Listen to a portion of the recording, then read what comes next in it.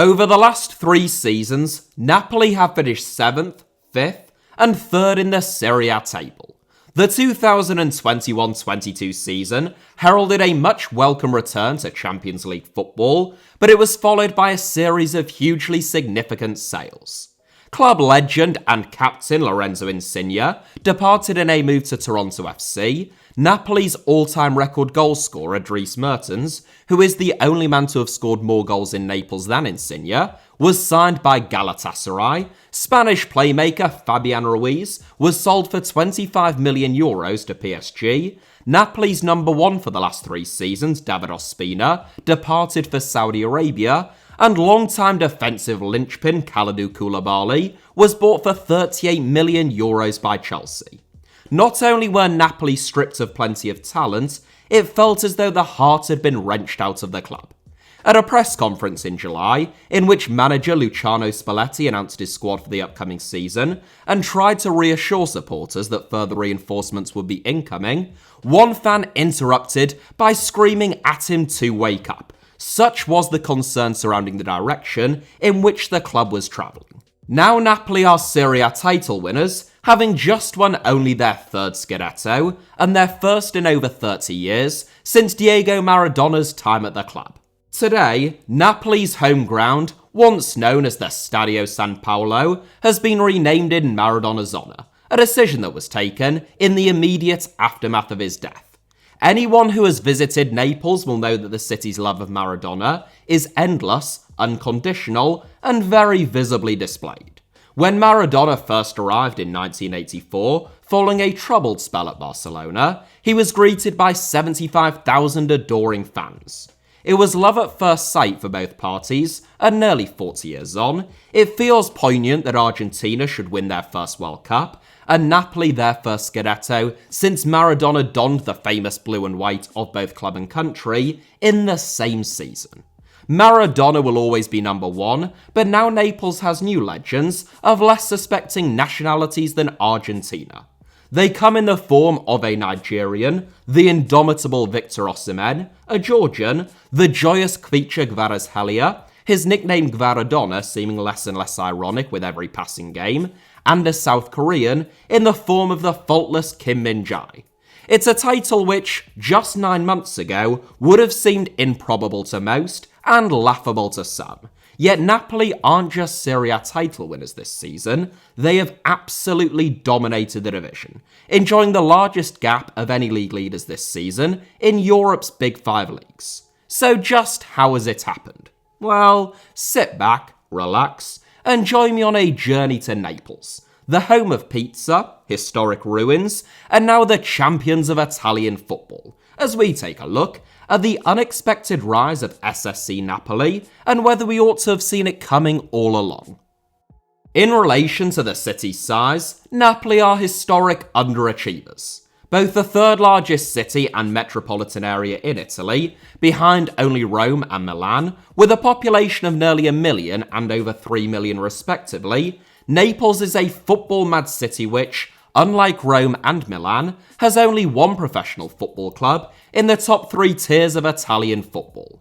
That club is Napoli, but to describe them as mere underachievers is to misunderstand the history of Italian football. In football, as in virtually everything else, Italy has a very distinct regional divide, split between the wealthier north and the poorer south. To this day, Italy's economy is more geographically divided than any other country in Europe.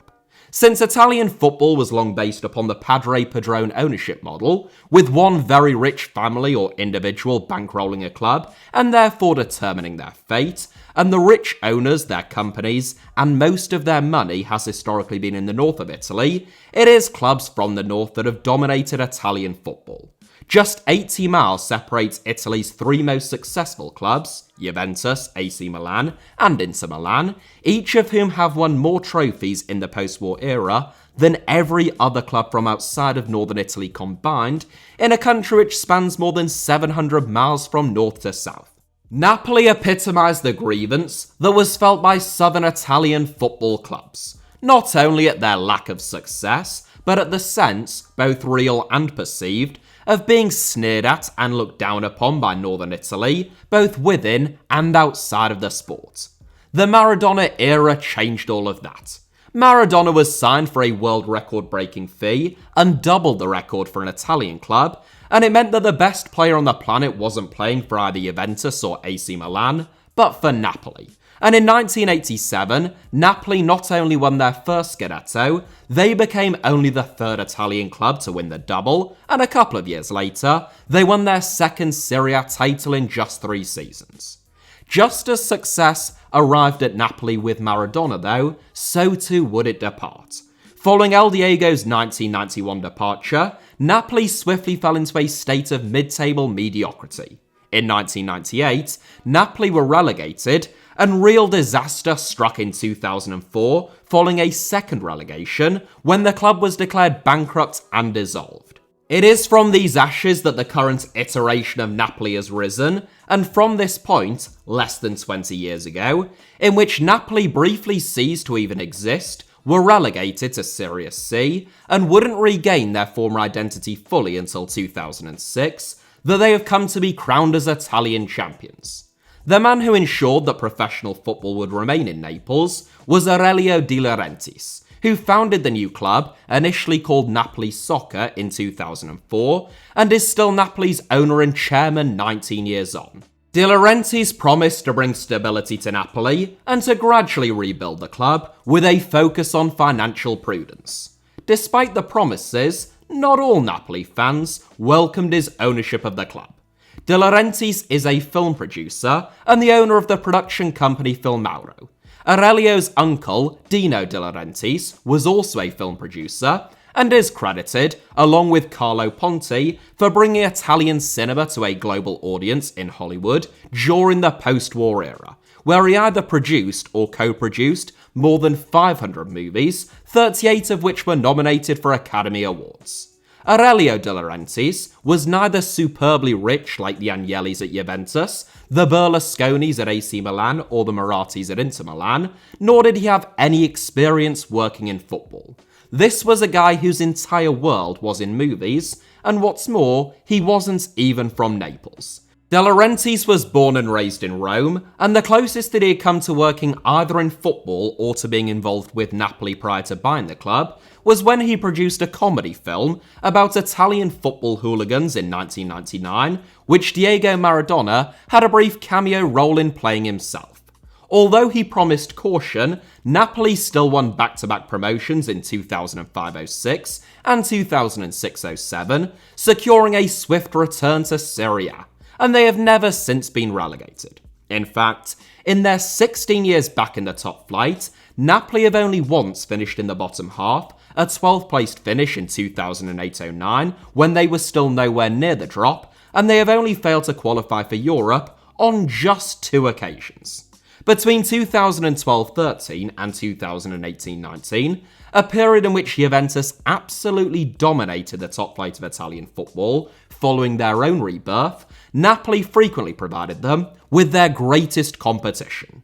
They finished second in 4 out of those 7 seasons, coming closest of all to knocking the old lady off her perch in 2017-18, when Napoli amassed an enormous 91 points, which is about as many as they are likely to end up on this season, but Juventus won 95.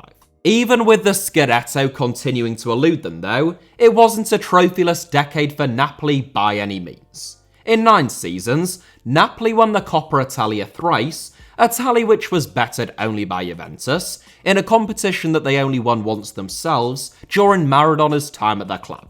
Napoli have achieved all of this and more, just as De Laurentiis set out, without spending beyond their means or threatening the future existence of their club.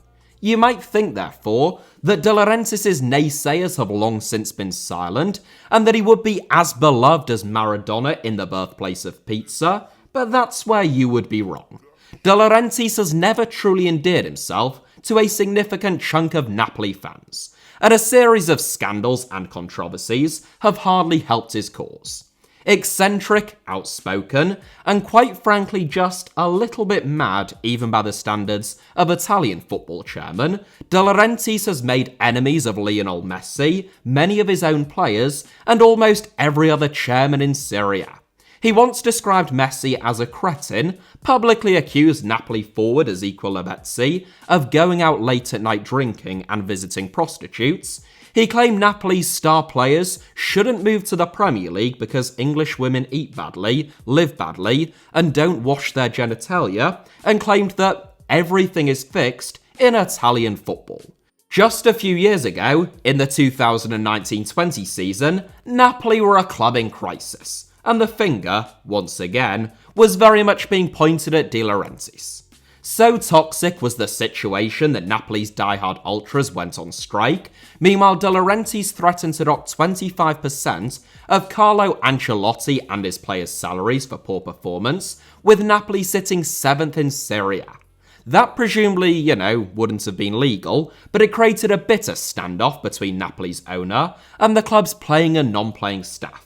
Just weeks later, despite a 4-0 win over Genk in the Champions League, Ancelotti was dismissed and replaced by the calming presence of Gennaro Gattuso. That was sarcasm, just in case there was any confusion. Napoli finished the season still in 7th, following a long break imposed by COVID-19, but they also won the Coppa Italia, a fruitful outcome then for an extremely chaotic campaign. All of De Laurentiis' madness would be forgivable, though, if a little embarrassing, to most Napoli fans, were it not for a perceived lack of investment, which has long been the biggest gripe with the film producer among Napoli's fans. Having been on the cusp of greatness for more than a decade, many Napoli fans felt that just spending a fraction more money could have seen the club leapfrog Juventus, but De Laurentiis held firm. It's important to note that, despite those criticisms, Napoli have hardly been overly frugal by the low-spending standards of Serie A. And whatever your criticisms of De Laurentiis, and there are many to choose from, he has got a lot of the big decisions right when it comes to appointing sporting directors and managers, and he tends to let them get on with their jobs without overstepping the mark. Napoli's last 4 managers were Rafael Benitez, Maurizio Sarri, Carlo Ancelotti, and Gennaro Gattuso, before Luciano Spalletti got the job in May of 2021. Unlike most top teams in Europe these days, Napoli's managers also tend to be just that, managers, rather than simply head coaches. Sporting directors, likewise, are given a great deal of trust with minimal interference, which is a common and often deeply damaging mistake made by arrogant owners and chairmen who don't have a background in football. Pier Paolo Marino, Riccardo Bigon, and current incumbent Cristiano Gintoli have all proved to be wily operators in the transfer market. Marino was responsible for signings like Marek Hamšík, who arrived for €5.5 million from Brescia, and went on to break Diego Maradona's goal-scoring record in Naples, Walter Gargano, who was brought in for just €3.2 million from Janubia, and played more than 200 games for Napoli, and Ezequiel Lavezzi, who was signed for €6 million from San Lorenzo and sold for €30 million to PSG, not long, unsurprisingly, after De Laurentiis accused him of spending late nights out drinking and visiting prostitutes. Bigon was the man behind signings like Edinson Cavani, Jorginho, Kalidou Koulibaly and Gonzalo Higuain, the last of whom was sold for €90 million to Juventus, which is still the second highest fee ever received for a player by an Italian club after Paul Pogba. Gintoli's work, since arriving in 2015, has arguably been the most impressive of the lot though.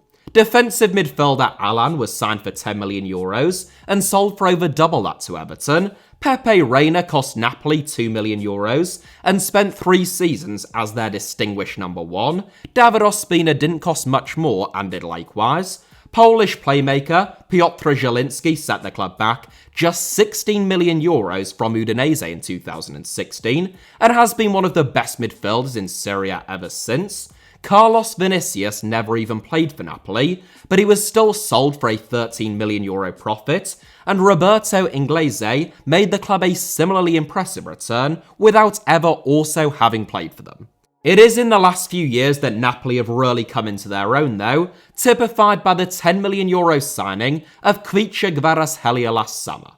Kvaratskhelia had been valued at €30 million by Rubin Kazan before Russia's mass escalation in Ukraine prompted FIFA to allow foreign players playing in Russia to unilaterally suspend their contracts. Kvaratskhelia, a Georgian, unsurprisingly did just that, returning to his native Georgia and signing for Dinamo Batumi. Kvaratskhelia had only spent 2 months in Batumi, during which time he scored 8 goals in only 11 games, before Napoli signed him for €10 million. Other European clubs had been interested, including Juventus during Kvaratskhelia's time in Russia, but were reportedly put off by the lack of precedent of outstanding Georgian footballers in recent decades, whilst dismissing his 2-month exploits in Batumi due to the Georgian top flight not being a particularly strong one. To say that Napoli had been rewarded for taking a chance on Kvaratskhelia would be an enormous understatement.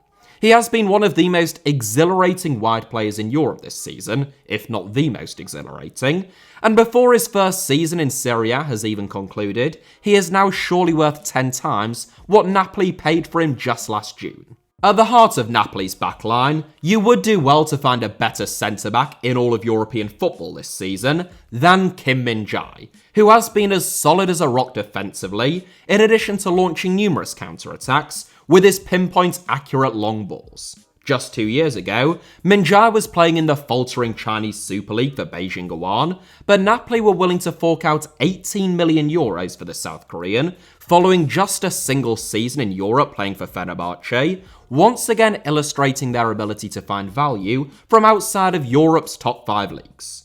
De Laurentiis attempted to silence his underspending critics with the signing of Victor Osimhen from Lille in 2020, the then 21-year-old Nigerian forward, arriving for a club record fee of €70 million, plus €10 million in potential future add-ons.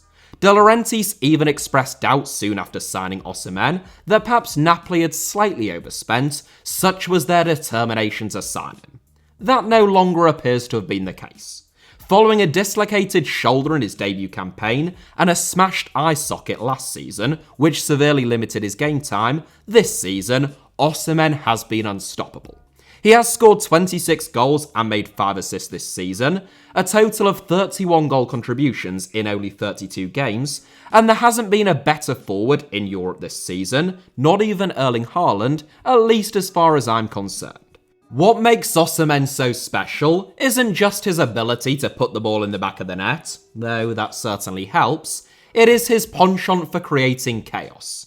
His strength and athleticism, combined with an outstanding football brain for someone who is still only 24 years old, allows Osimhen to turn absolute nothing balls into dangerous opportunities, and good balls into near certain goal-scoring opportunities.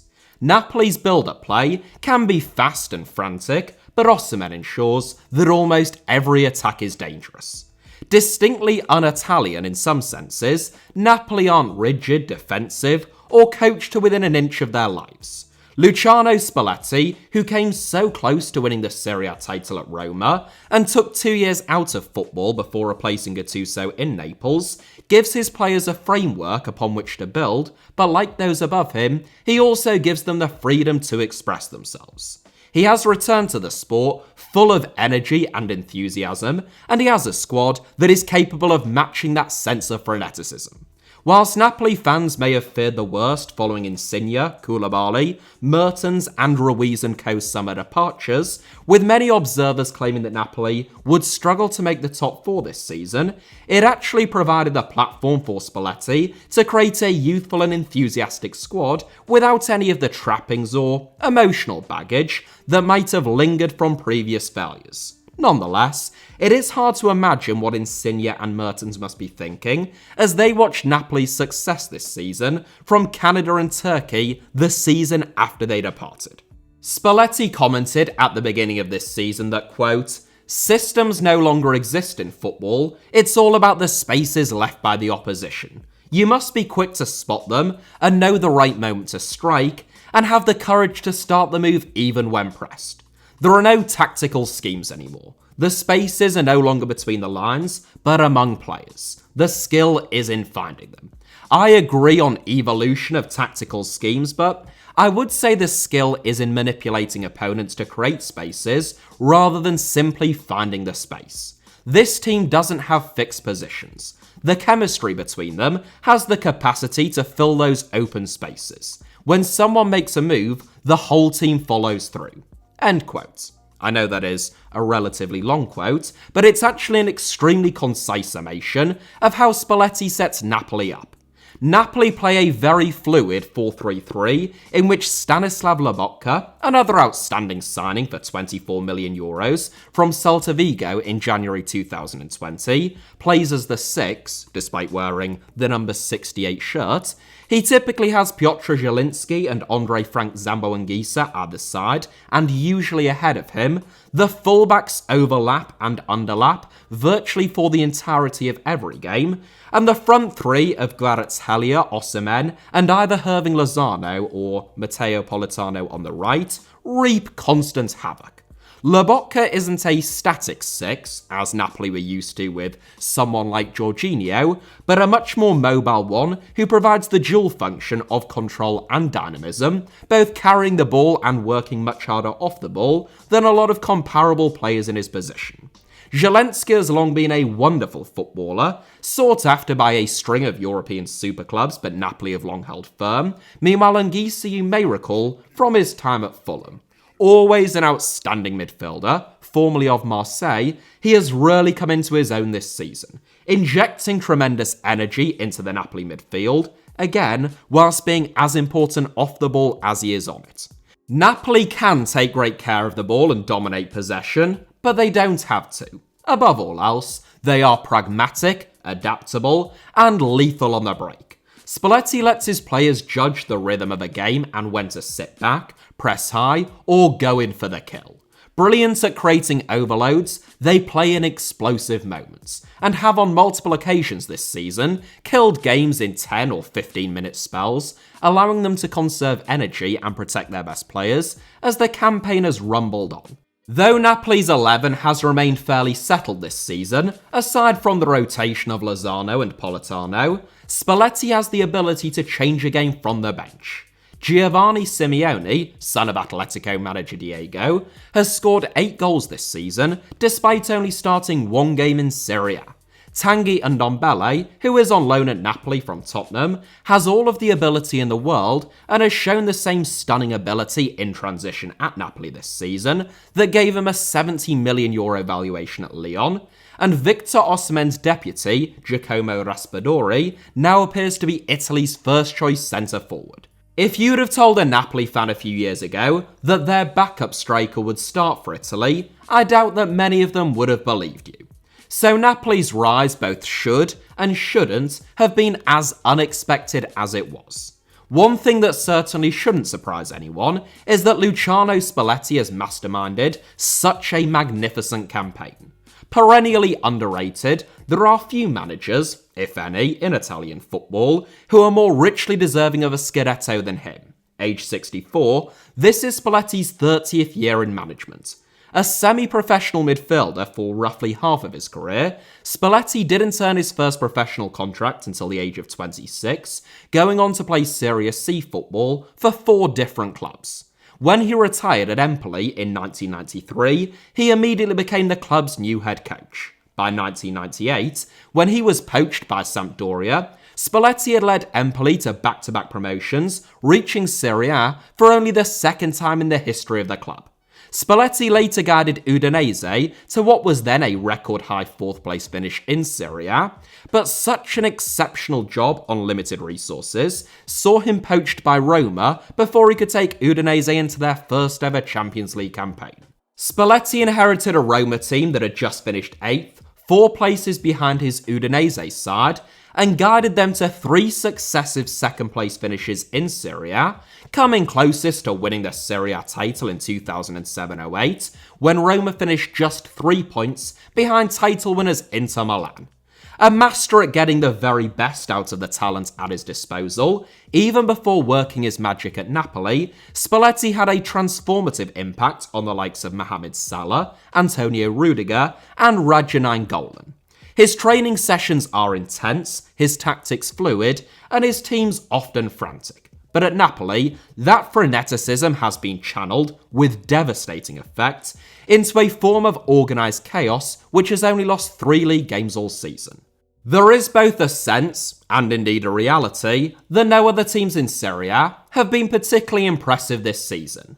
Napoli most likely would have won the Serie A title this season, even if they had been, they are that good, but the fact that there hasn't, and that their title win has therefore been so comfortable, practically a foregone conclusion since Christmas, has perhaps made it a little more anticlimactic that if their first Scudetto in 30 years had gone right down to the wire and involved genuine excitement. In some ways, it's not dissimilar to Liverpool's 2019-20 Premier League title win, which was Liverpool's first for 30 years and their first of the Premier League era, but was won with a massive 18-point cushion in a rare off-season for Manchester City, and was therefore wrapped up very early on. Liverpool's anticlimax had the added dampener of coming during a season disrupted by COVID-19, which meant that the title was won behind closed doors, and Liverpool weren't even able to have one of their famous victory parades. Make no mistake, Liverpool fans were still ecstatic about winning the Premier League title, as are Napoli fans in regard to Serie A, but it does give it a slightly different feel. There was also a feeling that, with the Serie A title sewn up, Napoli might be able to put extra emphasis on making a real dent in the Champions League, where they battered Liverpool 4-1 and Ajax 6-1 in the group stage, and Eintracht Frankfurt 5-0 on aggregate in the round of 16. In what has been a remarkable season in general, a 2-1 aggregate defeat to Inter Milan in the quarter-final then, who are 6 places and 24 points behind them in the league, will be viewed as a missed opportunity. For all of their fine work in the transfer market, football is a game of fine margins, and things could have been very different for Napoli. Back in 2019, Zlatan Ibrahimovic reportedly had a provisional deal in place to join Napoli, promising, modestly as ever, to draw crowds of 80,000 every week and win titles like Maradona. But after Carlo Ancelotti lost his job, Ibrahimovic's old boss at PSG, Ibrahimovic opted for a reunion with AC Milan instead. Had Ibrahimovic arrived, who knows whether Napoli would have splashed out on Osimhen. Last summer, Spalletti appeared to have given the green light to what turned out to be a failed attempt to prize Cristiano Ronaldo from Manchester United, a signing that would have surely limited Napoli's ability to recruit the likes of Khvicha Kvaratskhelia, Andre Frank Zambo-Anguissa, and Kim Min-jae over the summer. Now compare Ronaldo's fate this season to those three, and ponder what kind of impact that deal would have had on Napoli's current campaign. Less damaging, perhaps, would have been the deal that Napoli had in place to sign Erling Haaland from Red Bull Salzburg before he decided to sign for Borussia Dortmund instead, though even that one may have been a blessing in disguise when one thinks of how perfectly suited Victor Osimhen is to this current Napoli team. The big challenge now is keeping hold of the likes of Osimhen, Kvaratskhelia, and Min-jae.